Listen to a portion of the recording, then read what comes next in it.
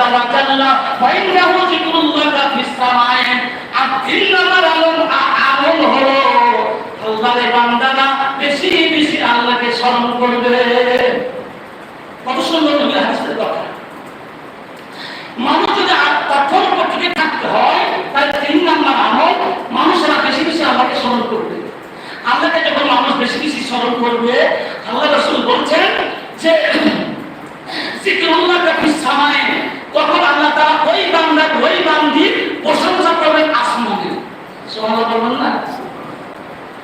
মানুষ যখন আল্লাহর প্রশংসা জমিনে করছেন, ঠিক আল্লাহ তাআলা রাসূল বলছেন যে তোমাদের প্রশংসা আল্লাহ তাআলা আসমানে করছেন, তাদের সামনে, ফেরেশতাদের সামনে। বলেন সুবহানাল্লাহ।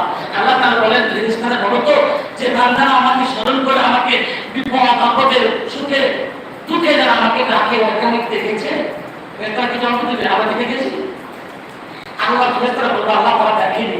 তা না দেখার পরও আমাকে এত ভয় করে, আমাকে স্মরণ করে, আমাকে ডাকে, আল্লাহ আমাকে চিৎকার করে, বলে রাত্রে উঠে আমাকে আল্লাহ আল্লাহ বলে ডাক দেয়। কে কোন সমস্যার জন্য আমাকে ডাক দেয়?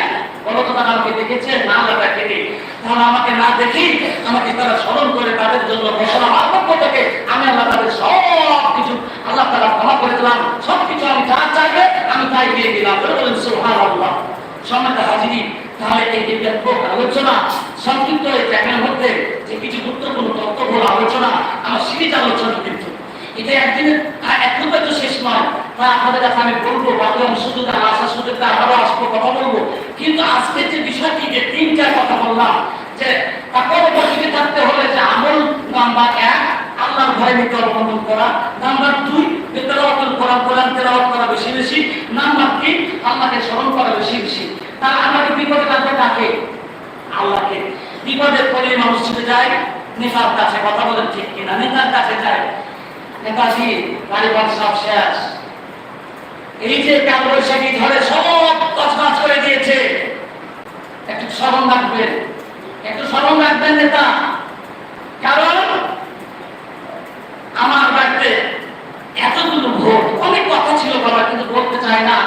তো যে একজন নেতা বিপদে পড়লেন, বাড়ি ঘর উড়ে গেল, যে মানুষের সে মানুষটি ডাকা ছিল তাকে, আল্লাহকে ডাকা দরকার ছিল। কিন্তু ওই মানুষের শুনে আসলে নেতার কাছে, নেতা বাঁচাও, নেতা কি বাঁচাতে পারবে? এই সামান্য একটু সহযোগিতার জন্য আমরা দেখেছি আমার জীবনে একটা গুরুত্বপূর্ণ বিষয় আমার মনে আছে।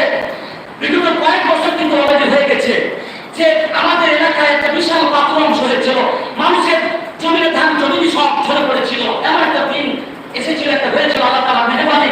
এভাবে বাংলাদেশের বিভিন্ন জায়গায় বিভিন্ন পরিবেশে আল্লাহ তাআলা এগুলো বদল দিয়েছেন। কিন্তু আল্লাহ তাআলার মেহেরবানি আমার এলাকাটা বেঁচে আছে। ধানের এলাকা আল্লাহ তাআলা ধানের এলাকায় বাঁচিয়ে রেখেছেন। আলহামদুলিল্লাহ, আলহামদুলিল্লাহ বলেন।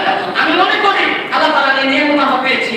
সুতরাং আমি বলতে চাই, সে সবাই দেখা গেল যে মানুষের যে 10 বিঘা আবাদ ছিল কিছুই নাই, মাত্র 2-1 মণ ধান কুড়িয়ে আনতে হয়েছিল।